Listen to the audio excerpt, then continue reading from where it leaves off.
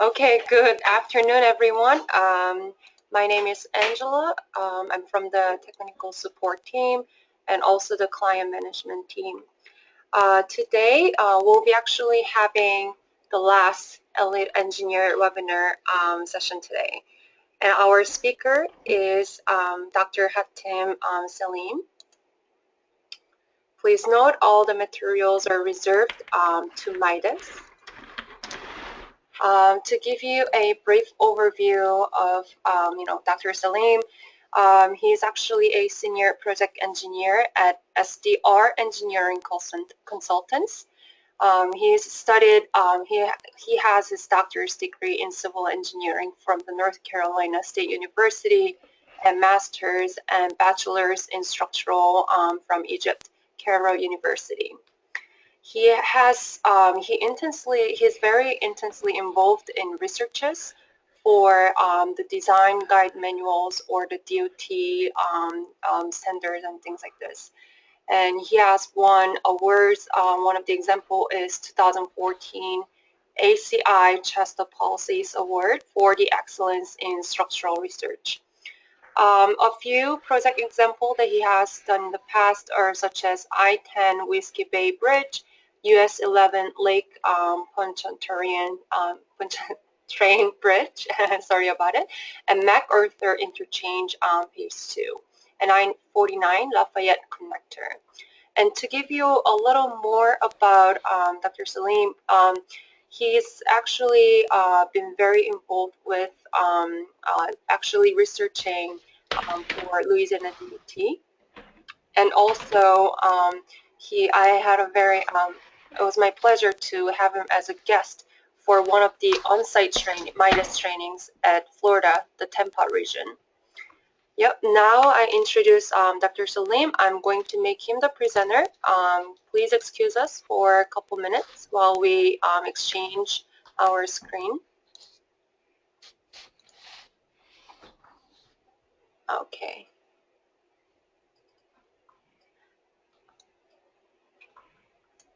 Tim, could you show your screen? Yes. I did. Okay. Now I'm seeing the entire PowerPoint view. Yes. Okay. Thank you.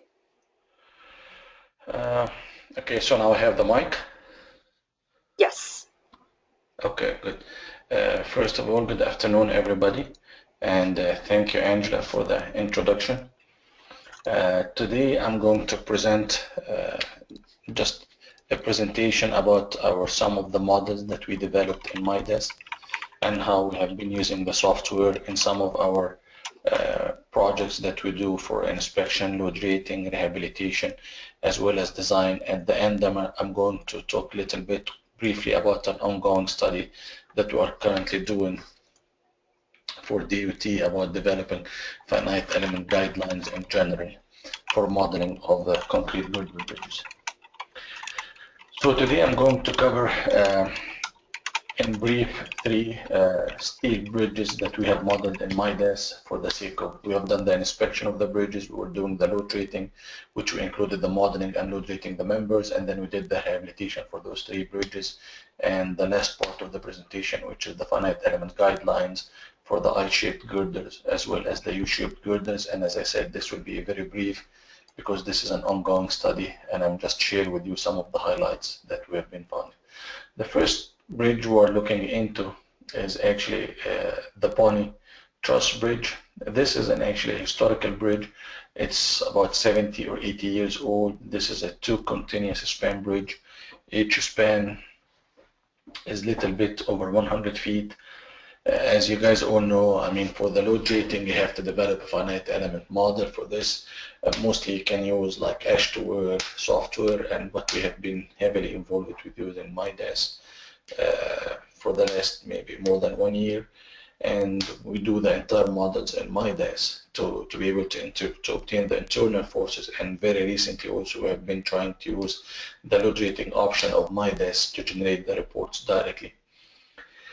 So in this Pony Truss Bridge is a two continuous spans. Total length of the bridge is a little bit over 200 feet. This has been entirely modeled in MIDAS. This is the cross section of the bridge, which has the two I hope I'll be pointing on the screen. So those are the two main trusses, the pony trusses, and the flooring system is composed of the floor beams, which were steel beams, and the stringers, which are another I-beams, and then you have a deck slab on top of that. As you will see during this presentation, one of the old things or the old practices that this concrete deck is not acting in composite action with the stringers or the floor beams. There were no shear connectors welded to the stringers or the floor beams. The best thing that we believe that to do this models is we start doing this models in AutoCAD by drawing the whole thing in AutoCAD, which is easily to do. And I will run a quick demo and show you guys how we do these things and import it into AutoCAD for the demonstration purposes, and so show you some of the tricks that we found in MIDAS that were really very useful and very helpful. So I'm going to open the DXF file. This is just basically a basic 2D model. We start by building the truss. The neat thing about MIDAS and the AutoCAD is that you can see that we are using different layers for the different elements. So basically we put the bottom chord elements on the layer called bottom chord. Same thing for the top chord element. We do have even the stringers, the floor beams. Each type of element is drawn on a different layer. And the neat thing about this that when we import those, when we import this DXF file into MIDAS, those layers in AutoCAD are recognized as structured groups. So as you will see in MIDAS, when we import the DXF model, there will be a structure group for the top chord, another structure group for the bottom chord, and so on and so forth, which will help you when you build the models that you can select special type of members independently. And this is also required if you do a staged construction analysis. The other neat feature that we found actually, and that when you draw the lines in AutoCAD, even despite for example, the bottom chord, it's drawn as one single line. When it is imported into MIDAS, MIDAS does recognize the intersection between lines, and it will automatically create nodes at the intersections, and it will discretize this continuous line into separate elements representing each member of the truss, which is another nice feature. For such a simple truss or such a simple bridge, it may not be that significant, but believe me, when you typically do truss bridges, and we do a lot of them, the complicated old ones, it does help a lot when we're able to do this nice features by drawing the whole line. You don't have to discretize the lines because it becomes easier to draw, easier to see, and everything. So this is just simply the DXF models done in AutoCAD. It doesn't take more than 20 minutes. It's nice, you can visualize the whole thing. And basically we start our MIDAS model, just a blank model, and you can go to File, and then you have the option Import, and you can import from SAP instead and some other softwares and Lucis, I believe. And you can see that you have the option to import AutoCAD DXF, and then you browse for the file, and this is your DXF file. So you see right away that all the layers in AutoCAD are recognized, and you simply choose which layers of the AutoCAD you would like to import in your model. So I selected the top chord, bottom chord, verticals, diagonals, floor beams, and stringers, and you just import them. I mean, here you can define all your materials right away. I'm assuming that you guys are already familiar with MIDAS, you have played with it or you have been using it.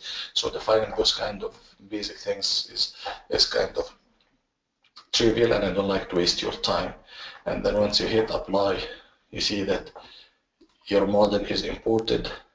And as we said, if you go to groups, you will see that you have top chord, then you have bottom chord, top chord members, verticals, diagonals, floor beams, stringers.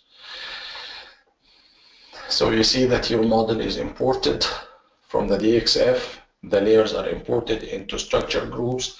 You have full control over your structure groups, which makes it easier when you are building your models. And now you can continue with your models with defining your materials, cross sections, and so on. with the rest of the material and the loading and everything. So that's one of the nice things we found about it, that when you do it in DXF, the layers are converted into structure groups, and everything drawn on that layer will belong to that group. The other thing, when you draw continuous lines, as you can see here, as I was just saying, you see the bottom chord, despite that it was drawn as one continuous line, it is discretized into members, and nodes are automatically created at the intersections of the lines. Going back to the presentation, what did I miss? Okay, so this is one of the nice features in MIDAS, and we sometimes, a lot of times, we actually prefer doing this, especially for complicated geometries, if you don't have the bridge wizard, or like if you're not using the girder wizard. Now the other thing, I mean, that's a typical practice for all bridges, and I think it's still widely used in some of nowadays bridges, that the connection between the floor beams and your trusses, as well as the connection between your stringers and floor beams, they are all pin connection. There is no moment connection, and to do that you have to define beam end releases, which is something that you can easily do in MIDAS, and I believe in other softwares as well. But as you can see here, this is the MIDAS model when we define the beam end releases, which is basically assuming that there is no moment transfer between the floor beams and the main truss, and same thing between the stringers and the floor beams. So basically all those stringers are acting as simply supported spans. And to do that in MIDAS, simply once you introduce your model, so for example, you can see now I want to select the stringers, for example. So if I select the stringers, it's only selected, and you can see active. So now only the stringers and any member that's related to this group can be selected. So you do that, you go select all your stringers. You don't have to do that. You can just simply double click here. So they are all selected. You go to boundary, beam end release, which is a ready-made option. Now you need to define a group, which we call it, for example, beam end release, add. Okay, and then now we're releasing the MY. Typically the MY for beam elements or frame elements are the bending moment that we're looking for. That is MY. We also release MZ, but you have to release it at both ends, end I and NG. And then if you hit apply and then close, you have introduced the beam end release, which simply means that all these beams will be acting as simply supported beams. So this is for the stringers. We have to do the same things for the connection between the floor beams and the main trusses. And to do that, you have to display everything again. Just deselect, show everything. So now you need to select the floor beams. So you say floor beams active, only the floor beams are shown. Now you need to select the edge floor beams.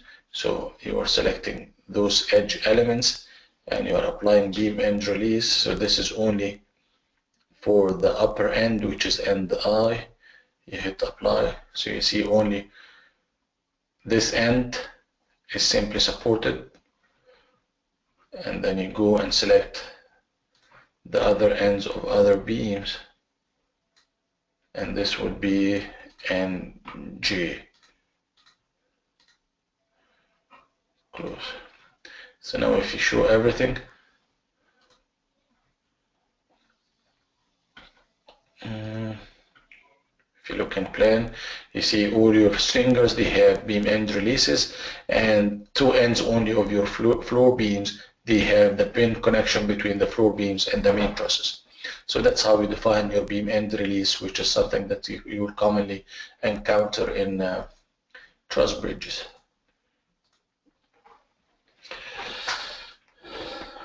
Now if you continue, the other thing, one of the other nice features in MIDAS, that when you define your frame elements, you can change the parameter of the element by converting them into truss elements. When you do that, only those members can take only axial forces, and they cannot take shear and moments, which is the case for an ideal truss. And once you do that as well, all the connections between the trusses are converted into frictionless pins, and only axial forces and seen in the truss. It's typically something that eliminates all the outputs that you don't need for such a truss members. And to do that, that's simply easy. By default, all your frame elements that you import into MIDAS, by default, they are defined as a beam element. Beam element, which is basically, it follows the beam theory, which has moments, shear, and for sure axial forces. But to change them into truss elements, I would just select my top chord, bottom chord, verticals, diagonals, which are my truss elements. And you say active, so only the selected groups are active, and the floor beams and the stringers are hidden. And you just simply go and select them again. So all your elements are selected. Now you need to go to node element. You see the option to change parameter, and under this option you have the option to select element type. So by default, all these elements are beam elements. So once you're changing them from, change them from general beam, taper beam, you change them to a truss. And once you hit apply, they are converted to a truss. If you'd like to check that as well, if you go to the element table, you will see that the first 124 elements which constitutes the truss, their type is changed into truss, while the rest of the frame elements, which represent the stringers and the floor beams, are kept as beam elements. So when you check them, when they are left as a beam element, you can check their bending moments and shears. And for the truss, you will only be able to see their axial forces, and that's what you see here in this presentation. That when you convert them to a truss, you will be able to see tension and compression, and you can choose to select maximum tension, maximum compression, and so on and so forth. So you are eliminating, when you are processing your results, you don't have to get large size of tables for each frame element that has trivial values for moment shears, which are not relevant to a truss, but basically you're getting a table that has only axial force in it. So that was a nice feature, that you can choose what type of element if you convert them to truss. Now the second bridge that we'll look into is a plate girder bridge. It's also a steel bridge, and the bridge has two continuous spans. One span is 45 feet, the other span is 90 feet. And the bridge cross section, as you can see, those are the main girders, are the plate girder bridges. And the flooring system is made of steel floor beams and steel beams for the stringers and a 7-inch deck slab. Same as for the truss bridge, we started by building this in DXF. In AutoCAD, it's just a bunch of lines drawn on different layers of layers in AutoCAD, and those layers are converted again into structure groups in MIDAS. Again, all these continuous lines will be discretized, and the intersections will be recognized, and nodes and the frame elements will be divided at the intersections. This is the beam element model for the main girders, the floor beams, and the stringers. Now, one of the things that I would like to share with you here, that let me open this.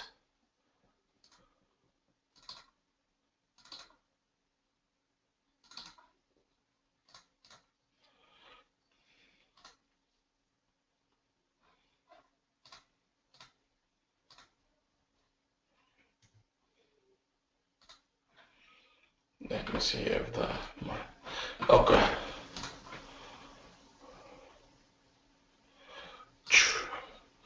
So here is my model. Going back to the presentation, so these are the beam elements or the frame elements representing the main girders, the floor beams, and the stringers. This is done in AutoCAD, imported from the DXF, import the DXF file into MIDAS, create the materials, properties, the sections, and everything. The thing about this bridge, that actually the load rating of this bridge was governed by the capacity of the floor beams. And again, similar to the steel bridge, this deck slab, which was, I believe it was slightly less than 7 inches, is not acting in composite action with the floor beams or the stringers. So the idea, you can build this model with the frame elements, and you can model the deck using the grillage method, which basically you are representing your deck with transverse frame elements representing the deck. Or you can do it in another way, which is a little bit more sophisticated, but it's proven to be more accurate sometimes in very special situations, which is you represent your deck using plate elements. So are basically using shell elements to represent your deck. and not a transverse beam element to represent the deck. That when you use the transverse frame element, this is called the grillage analogy or the grillage method that has been proven to be very accurate in most cases. However, there are some situations when the plate element is required. Sometimes even with like steel tubs, you can model the entire beam section with plate elements or shell elements when you're interested in some of the stress concentrations in the webs and the intersection of the web and the flanges and all this kind of problems that encountered for slender elements.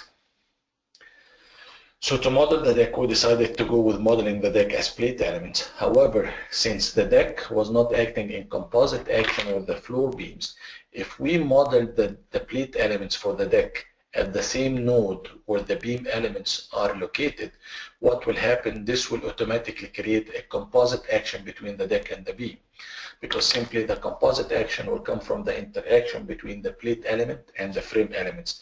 So by default, you will have a composite section. In reality, the deck is not acting compositely with the beam, with the floor beams or the stringers, because there are no shear connectors welded to the top flange to either of the floor beams or the stringers. So in reality, the deck will slip with relative to the floor beams or the stringers. To overcome this problem, and at the same time I would like to account for the stiffness of the deck, we created another set of slave nodes located at the elevation of the deck, and we connected the slave node to the master node using linear springs. Those linear springs, they can take only axial, they have only axial stiffness, but they have zero horizontal stiffness, meaning that the deck or this slave node has to move with this master node only in this vertical direction, but they can move relative to each other in the y plane or in the y direction or z direction, but in the x direction, which is the axial, they have to follow each other. So in this way, we accounted for the deck, but we also accounted for the slip that could happen between the deck and the floor beams. And we found that this is to represent more accurate results, and it relieves some of the moments that was found on the floor beams when it's modeled using a grillage model. So this way the deck is considered for as a plate element, but with account for the fact that there is no composite action between the deck and the floor beams or the stringers, and we used only compression, only springs, and that's another important thing, that those springs can take only compression, they cannot take tension, because the deck it can separate from the floor beams, but they move downward together, but they cannot move upward together.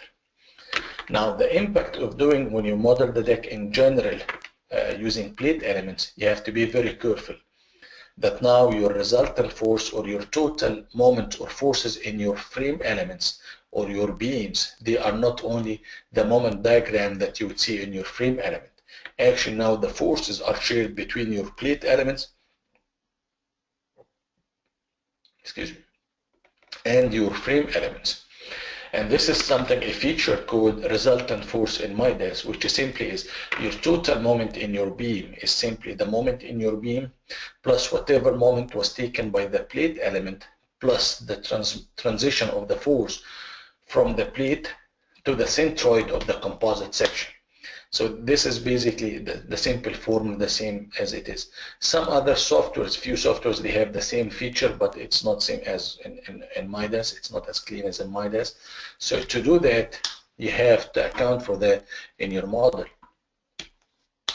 So I'm just showing here how you define this. So this is just simply, we're looking, for example, if I choose the groups, if I choose my deck, this is only my deck active. So this is simply my deck, which is represented by plate element. And as you can see here in the cross section, my deck is elevated because your floor beams, they are modeled at the centroid of your floor beams, but the deck is half of the height of the floor beams plus half of the thickness of the deck. And that's where we modeled everything. And I would like to show you some of the nodes. So this is the nodes, the master node and the sleeve node. Now to create this composite section or the resultant force, you have to go to properties and you have to define something called section for resultant force. But before doing that, to define a section for resultant forces, you have several ways of doing that, which you can do it by drawing a polygon or a section, but you can also do it by structure group, which is the easiest way, and this is one of the new features that MIDAS have just recently added. So to do that, what you need to define groups. So you see active, which basically this is floor beam 1. It shows a group that this floor beam and only this shell elements are acting with this floor beam to constitute the composite section for this floor beam. This is floor beam group 2, which is half of the distance between half of the deck from the left is half the distance from the left plus half the distance from the right. Floor beam 3, floor beam 4, 5, 6, 7, and 8. Once you define those structure groups, you go to section resultant for forces, and you define your structure group, and then you would like to how many elements to divide this structure group. It's a very easy technique, but this is simply accounting now for the total moment on your resultant force as the moment in your frame element plus the moment taken by the plate elements, because they are acting compositely due to the interaction between the plate and the frame elements. And this is how you define it in MIDAS. And now when you look at the moments, be very careful. You are not looking at beam moments. You have to look at resultant force diagram moments, which is definitely higher when you compare it from the beam moments. So for example, if I go in this case, and if I say forces, if I look at beam diagrams, let's say MY, and I'm looking at live load, let's say maximum type 3-3. If I show, for example, values, this is kib feet. So for example, here at this beam, you would see you're looking at values of 123, 133.6.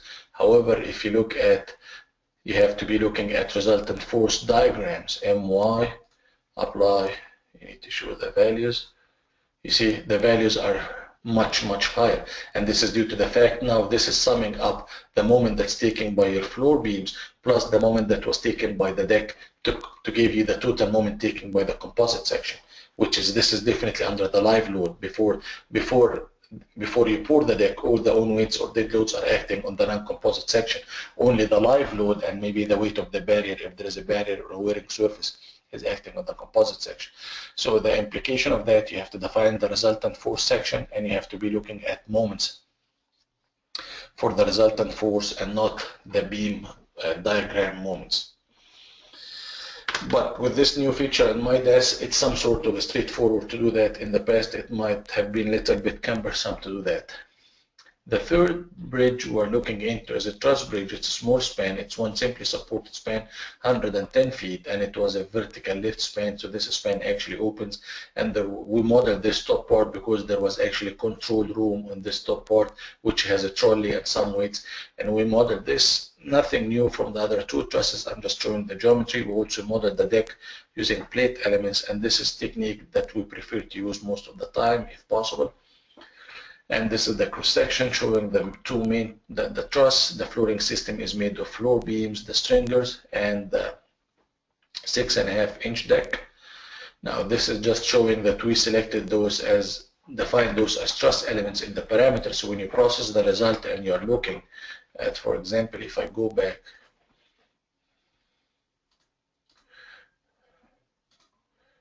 bridge number 14.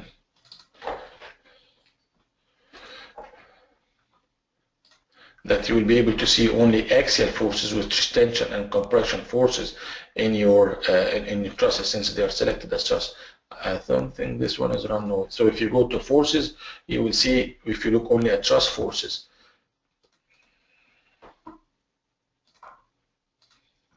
so it shows you only the forces in the elements that have been selected as trusses. And since these elements are changed to be trusses, you'll be able to see truss forces. If they are left as default beam elements, you have to look at beam forces and moments, or beam diagrams, or plate forces. So that's another nice feature. I like it, which is when you have a truss, you have to change the parameter to a truss, so it simply locks everything, and you're only looking at axial forces in your trusses. So this was another bridge that we have modeled. Those three bridges were some sort of historical bridges that they were looking into rehabilitating those bridges instead of being removed or replaced, because they were like 80 or 90 years old. The second part of the presentation, I'm going to talk about an ongoing study that we are currently carrying out for DOT in Louisiana actually, that we're trying to develop some finite element guidelines for the modeling of the different type of girders. And you guys all know, I mean, that is with finite element, if you don't know what exactly you are doing with finite element, you can end up with results that could dramatically vary from each other. And the problem always comes, somebody will do an analysis and show you the moment to be like 200 kip feet. Somebody else will do the model in a different way and come up with a moment maybe up to 50% or even sometimes 100%. And then we start the debate, which one is correct, which one is not right. So again, finite element tool, it's a finite element analysis. It is a tool like any other tool. If you don't know how to use it correctly, you might end up with results that is a little bit questionable. And we will agree and we understand that finite element, it's a numerical modeling technique. So basically we're numerically modeling everything. So we have to accept some sort of tolerance with that. There is some variations, but that's why you have to be very careful what you are doing and what assumption is behind. So it's not like a black box that you are using. You have to understand what you are doing. So in general, for this study, we were looking into 3 different modeling techniques for straight, skew, and curved bridges. So it's not only for straight bridges. And the most commonly used modeling technique is what we call the grillage model, which is some sort, it's TD, 2D, or 3D, whatever you call it, but it's basically grillage model, which means that beam elements or frame elements only are used in the model. So you are modeling your main girders using beam elements, and you are modeling your deck with beam elements or frame elements as well. Your main elements has a cross-section of the composite and the non-composite. I mean, if you are doing staged construction, you start with the non-composite section, and once the deck is poured and the live load is acting in a composite section, the cross-section is changed to be a composite section. So you get your moments, and your transverse element has nothing to do to the contribution of the stiffness of your main elements. All what the transverse element does, which are representing the deck, is to distribute the load to those longitudinal girders or your main girders. So it's very much oriented towards a slab beam bridge type or deck on beam bridge type. It fits in with this mentality very well. It's a very old numerical technique that have been used since the 60s. It has its appealing benefits because it's very fast, quick, and it yields reasonably accurate results for most of the cases. Bridges have been designed with these models even before computers come into the play. People were able to solve a grillage model by hand, by compatibility of the formations and stuff like that. The other technique that we prefer using sometimes, or most of the times actually, is what we call the 3D planar model. It could have a different name, which basically we are modeling the main girders using frame elements, and we are modeling the deck with plate elements. So we are modeling the deck as a plate element, and this is in some cases it's might be better than the grillage because it accounts for the transverse bending of the deck when it is acting in composite action. The major difference between the two methods: in your 2D grillage, when you define the longitudinal frame element, you have to define the composite section. So basically you take the portion of the deck that is acting in composite action and you assume this is your new I section. And you don't account for the transverse bending of the deck. But when you do the 3D planar model, you are modeling the deck with plate elements. The transverse bending of the deck is some sort of implicitly included in your composite section. And then the third modeling technique, which we used as a reference for assessing the grillage and the planar model, which is the most sophisticated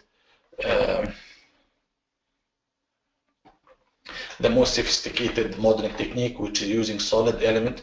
Some people, they are basically isoparametric formulation, and they are made of either 8-node hexahedron elements. They can be 20-node if you go to quadratic formulation. For the wedge, they could be 6-node if you're going for the linear formulation. But this 3 solid modeling technique, actually we're not using MIDAS 7, we're using MIDAS FEA software, which is a different software from MIDAS 7. It's more geared toward solid element modeling. It's little bit more complicated, but it's used in situations when you are looking at stress concentrations or weird connections.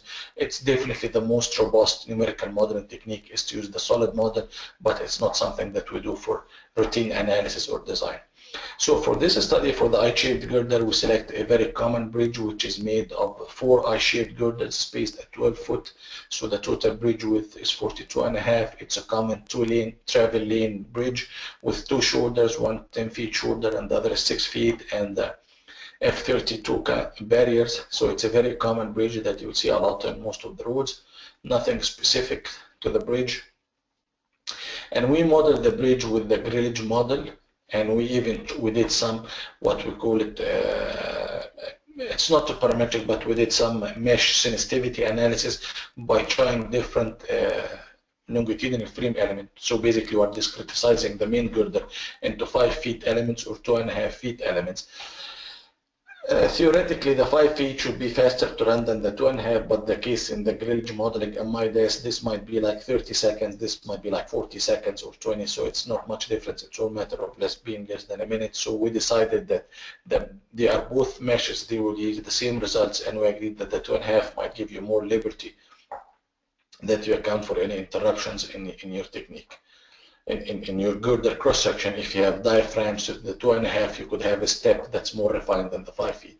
We modeled the same bridge again, but now you can see the deck is modeled with 3D planar models, which were modeled the deck with plate elements. And then the solid element modeling, which we did with MIDAS FEE, which is another software from the MIDAS Civil. It's more geared toward, as I said, solid element analysis, looking at stress concentrations. So it's not a common design thing. It's looked only when you have a very critical problem, some pier caps. Sometimes we look at some steel top sections when you have a problem with the connectivity between the transverse plate or you have the welding issues. And this is the solid models that we build in using the solid elements in MIDAS FEE. Just to give you an idea, this model actually, it has more than 11,000 solid element modeling.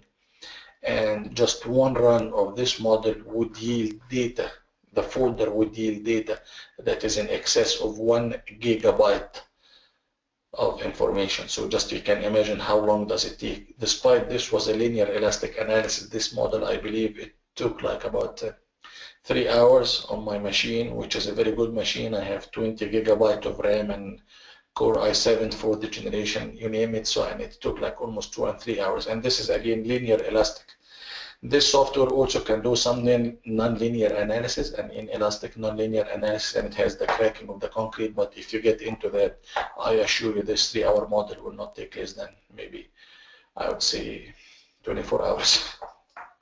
And you may not be able to run something like this with this huge number of elements on any regular machine if you are accounting for nonlinearity and concrete cracking, which is a big problem in finite element. But there are several models and methods that account for that, like the smear crack methodology. Anyways, so we now compared for the I-shaped girder, the grillage, the planar, and the solid element. For this bridge, we looked at the exterior and interior girders. We looked at deformation and stresses. You can see right away that the deformation from the grillage and the planar is very close to the solid. For the exterior and the interior girder, which basically tells you right away that the stiffness of the bridge is the same. So you are accounting the stiffness and the bridge is the same. And once the stiffness of the different elements is correctly modeled, you know, the force or the loads are distributed among your girders by the relative stiffness. So it will tell you right away that the moment you will get from a grillage or a planar is very much same as what you get from a solid. But the point is, with the solid element modeling, you will not get a direct moment value. You have to do some integration for the stresses to be able to obtain the moment in the cross section. We also compared the stresses, and you expect the grillage will give you a little bit higher stresses because your section is actually, it does not account for the transverse bending. Plus, I mean, for the planar and the solid, it becomes very close to the solid. So even in I shape, the planar might be very much close to the solid, but still the grillage would yield very accurate results for the exterior and the interior girder. Now we were trying to repeat the same thing for the U-shaped girder, which is becoming very widely used now. I mean, a lot of DOTs now, they require the U-shaped girder because of the aesthetic of the girders. They look much like being a box, and I don't know why people nowadays, they don't like the I-shaped girder so much because of the sharp angles, and they believe it's not as beautiful as the U-shaped girder. So there is a higher demand. We have been designing bridges with U-shaped girder that are 72 inches deep, 78 even 84 now. We're designing project with the U84. The problem is with the U-shaped girders, the code limitation. You can use the approximate method in the code, which is the moment and shear distribution factors from the AASHTO, for only girders that are less than 65 inches deep, and the span is less than 140 feet. Now we are extending those spans with the U84 up to spans of 160, and the depth is becoming 72, 78, and 84, which means that now the AASHTO equations and the AASHTO moment and shear factors cannot be used. So we have to end up with a refined analysis as required by the AASHTO, and again, should we do the grillage model or the planar model using the plate element for the deck? And we start looking into that, and we're doing some study, and we took just a typical bridge that we are designing, which is a main line, which is the I-49, I believe. Even we have 4 girders in the cross section. The bridge is 63 feet wide, and we even varied the spacing between the girders and the overhangs. But we took just a simple model that I'm showing here, this bridge with the 16-foot spacing between girders and 7.5 foot overhang length, and we modeled again with the grillage and the planer. And we looked at just the moment on the interior and exterior girder, and you would see that the planer will yield higher moment. I'm sorry, I should have put this in. The planer will yield moments that are 8 or 9, 10% higher than the grillage. However, for the exterior girder, when you have a closer spacing, the moment from the planar model could be significantly higher, which could reach 23%. It means that for the U-shaped girder, when you design with a grillage, you might be underestimating or under-designing your bridge. And if you use a planar model, it could be up to 23%. The other thing we looked at is the boundary conditions. Typically, when we model bridges, we still prefer to use the hinge and roller kind of things, which are the 2 triangles that some people we still use a lot, because this is what we first learned in school, using the hinge and the rudder. But believe me, the boundary condition, in my opinion, I think it's the most important or one of the most tricky parameters in finite element modeling, and it could significantly change your results.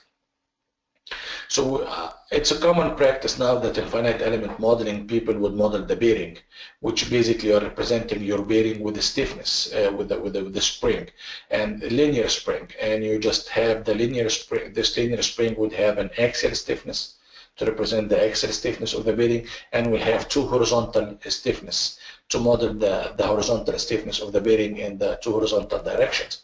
However, some people would account for the rotational stiffness, but we have found that also that including the rotational stiffness might be over strengthening your bearing, or will end up in negative moments for a simply supported beam, which is not realistic. So the most appropriate way we found is we modeled the bearing using 3 springs. So this is implicitly account for the rotational stiffness of the bearing. However, just including the bearing in your model by looking at this beam compared to the hinge and the roller, for the exterior girder, the moment could be 24% different. Means that if you are not modeling the bearing, you are actually doing hinge and roller, which means you are stiffening your bridge. The more flexibility you introduce in your bridge in general, the less load distribution. And that's why you see in your exterior girder, it's not, when you do the cases of loading that governs the exterior girder, it's not distributing much to the interior girder because the bridge is more flexible.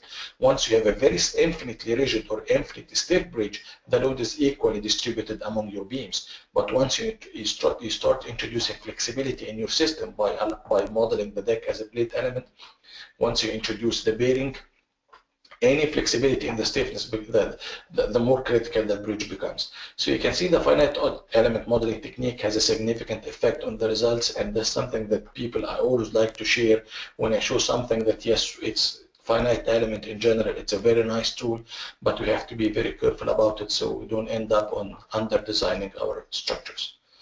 I think by this I would like to conclude my presentation. I hope I'm still on time, and I'm not sure if we have time to take questions or not, but I will hand over to Angela, and thank you for your attention. Thank you. Hi, Tim. Hello? Yes. Hi. Let's go over a couple questions. Can you actually open the questions box?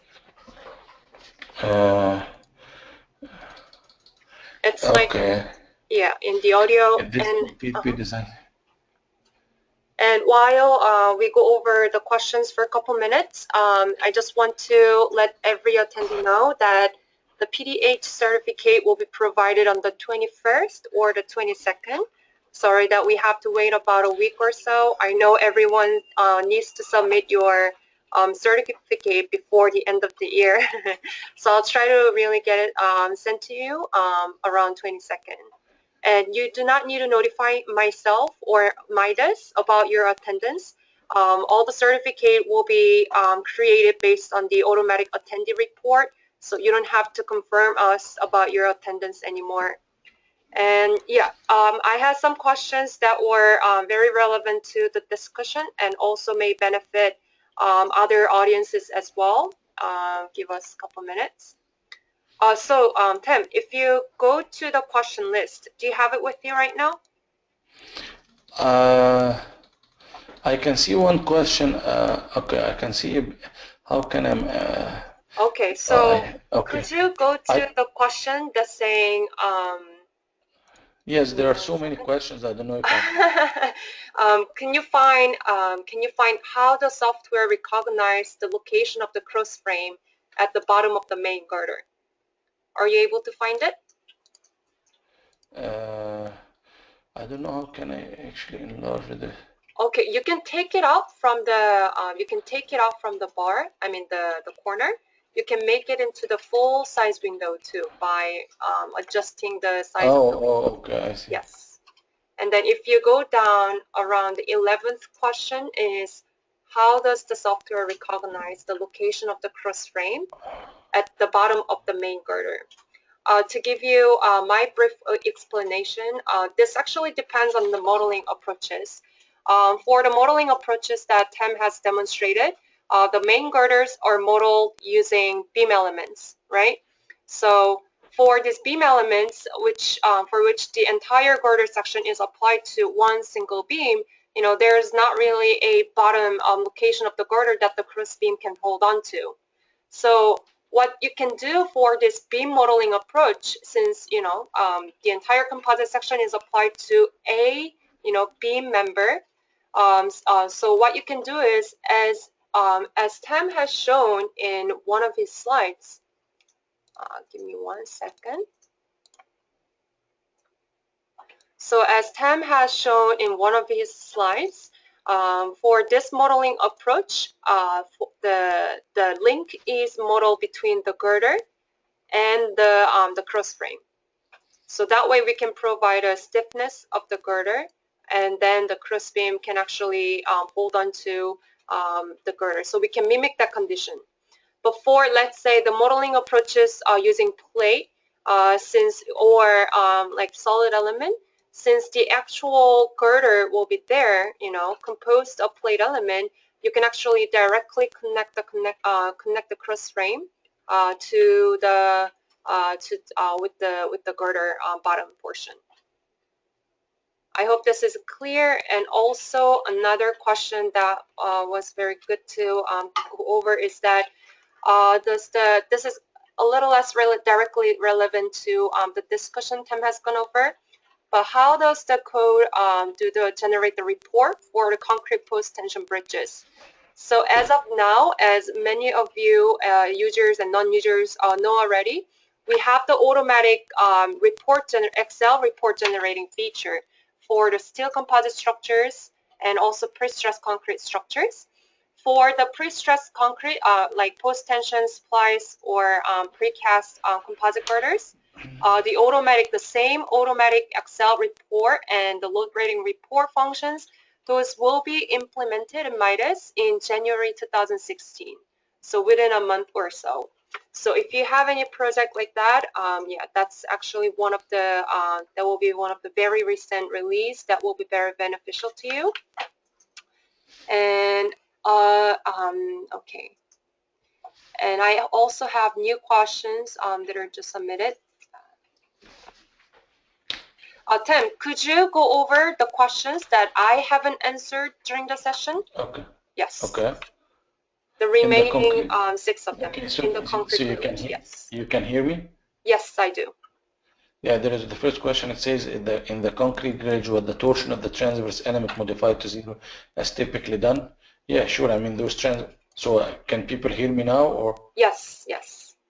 Okay, so yeah, sure. I mean the transverse element, they have no torsion stiffness. I mean those are rectangular sections. So those are rectangular sections. Their torsion stiffness in first place, it's very weak, and you can take it out because those are the deck is an enforced concrete section also. And once the concrete crack, it loses even its torsional capacity, and you can typically calculate the torsion constant C, which is done by MIDAS according to Humbly's equation. The other question, it says, thanks a lot. One more question, is the composite post-tension design same as PT bent cap design? I'm not interested in post-tensioning of beams. I want to design a bent cap. So this is new update in 2016. Will it be able to do that?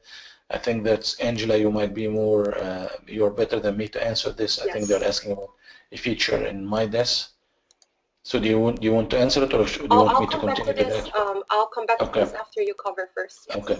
Okay. The next question, it says, in the U-shaped girder, what boundary condition gave you the most conservative design? Actually, using by making the model more flexible, which is modeling the bearing using linear springs.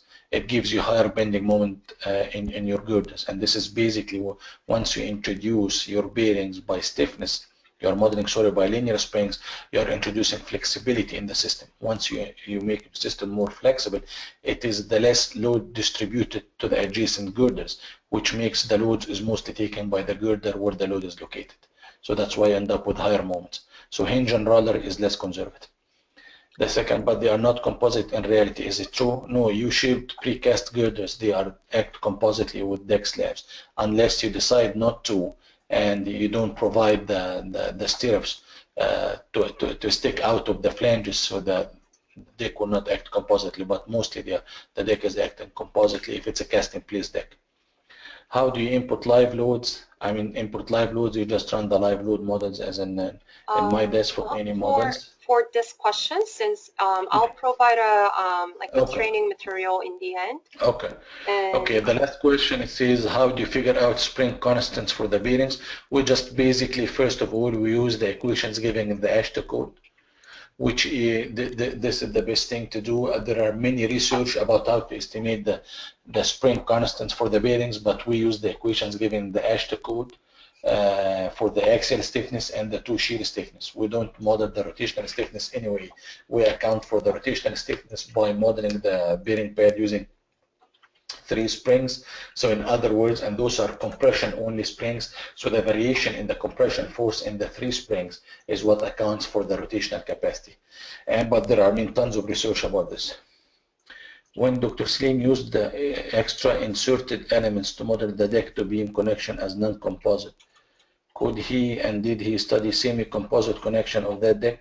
Actually, it's not element. We just modeled a master node and a slave node, and we connected the 2 nodes with a linear spring.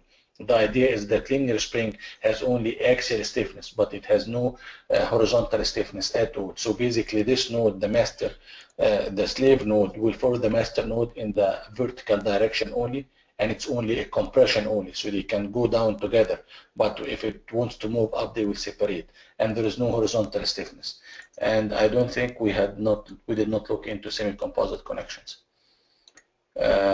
Can we define the model in a non-interactive mode, for example, text files or database files? I think Angela will be able to answer this. But I think it's definitely yes, yeah, for sure. Yes, non-interactive mode, such as using the text file or the data files. This is something that we, you can definitely model using text files, or let's say importing using like the command lines. These questions, since it's we have to demonstrate or provide a material. At the end of the session, I'll be following up with a Q&A summary and also a web page where today's training session is uploaded. And in that email, I'll provide a Q&A summary, and also for the questions that requires more material or the training, the materials, I'll also provide it in the follow-up email, so you can refer to it for your questions. But the answer in the end is definitely yes, of course. Okay. There is one more question that just came. Oh, no, I think you're, no, I think Okay, could you answer Mohammed's question, please? Yeah, how this will be different in modeling the slave nodes and link elements if the bridge deck was composite in first place. I mean, if it's composite, you don't have to define a master node and a slave node. That's first thing. They can just be sharing the same node. The frame element and the plate element, they will be sharing the same node. And the nice feature of MIDAS, once you defined your frame element, you have to offset the section, so it's actually the node will be in the top of the frame element and the deck will be on top of it. And once the frame element start bending and the plate start bending, so once they start deforming, this means that they're sharing the bending moment at the same node. Okay. Okay. Thank you for your answers, and thank you for your questions, all our attendees today. We'll actually wrap up here today. Thank you very much for your participation and all the questions that were just asked, right? And even the ones that are answered, I'll be following up with the Q&A summary so that you can refer to it whenever you want to go back to this. And also the link to our website where all the sessions are stored, including today's training. We'll be providing our website link, so you can actually go back to it at any time. Feel free to let me know if you have any question. You can find my email address in the invitation email. And thank you everyone for your participation, and thank you, Dr. Salim, for your great seminar. Thank you. Thank you. Have a great day, everyone. You too. Bye.